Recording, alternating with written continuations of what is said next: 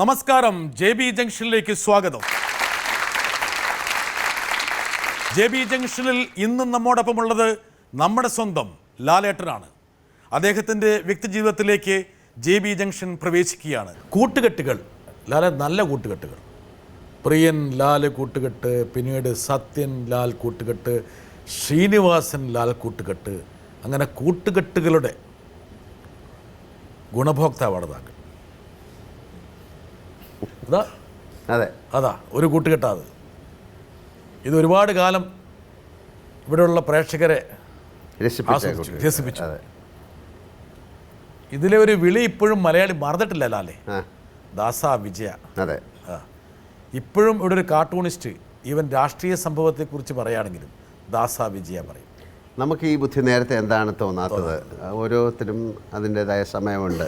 ദാസ അതൊക്കെയാണ് ഒരുപക്ഷെ മലയാള സിനിമയ്ക്ക് ഒരു പുതിയ ഭാവുകത്വം നൽകിയത് ഇങ്ങനെയുള്ള ഈ 80കളിലെ സിനിമകളാണ്. തീർച്ചയായിട്ടും ഞാൻ നേരത്തെ ശ്രീനിവാസൻ്റെ പേര് റെഫർ ചെയ്തിരുന്നു. കാര്യം ഒരുപാട് ചിത്രങ്ങൾ, സത്യനന്ദിക്കാണ്ട് എസ്പെഷ്യലി, അല്ലെങ്കിൽ പ്രിയൻ്റെ, അതിൽ ഏറ്റവും നല്ല ഹ്യൂമറിൻ്റെ ഏറ്റവും വലിയ എന്താണ് ഒരു സെറ്റയറാണ്. അത് ഹ്യൂമറെന്ന് നമുക്ക് പറയാൻ പറ്റില്ല. വളരെ വിശകലനം ചോദിച്ചാൽ എന്നോട് എൻ്റെ വളരെ അടുത്ത ഒരു സുഹൃത്ത്, അദ്ദേഹം സൈക്കോളജി കാര്യങ്ങളൊക്കെ ചെയ്ത് പുറത്തൊക്കെയായിരുന്നു. അദ്ദേഹം പറഞ്ഞു മലയാള സിനിമയിലെ ഹ്യൂമർ പോലുള്ള അത് ഈ എടുത്തു പറഞ്ഞത് ശ്രീനിവാസൻ്റെ സിനിമകളാണ്. വടക്ക് നോക്കിയന്ത്രം, അല്ലെങ്കിൽ ഈ സന്മനസ്സുള്ളവർക്ക് സമ്മാനം, ചെറിയ ചെറിയ കാര്യങ്ങളാണ്. അതായത് മലയാളികളുടെ ഹ്യൂമറിൻ്റെ ബോധം അതെങ്ങനെ, അതൊരു ബ്രിട്ടീഷ് ഹ്യൂമർ പോലെയാണ്.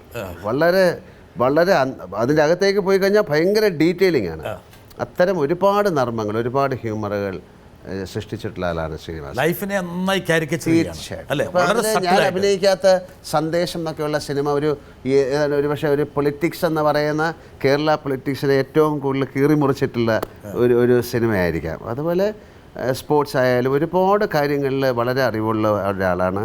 ഒരു ഹ്യൂമൻ ഏറ്റവും നല്ലതായിട്ട് കൈകാര്യം ചെയ്യുന്ന ഒരുപാട് സിനിമകൾ സൃഷ്ടിച്ചിട്ടുള്ള ആളാണ് അദ്ദേഹം. ഞാനായിട്ട് ഒരുപാട് നല്ല സിനിമകൾ മലയാളികൾക്ക് കാഴ്ചവെച്ചിട്ടുണ്ട്.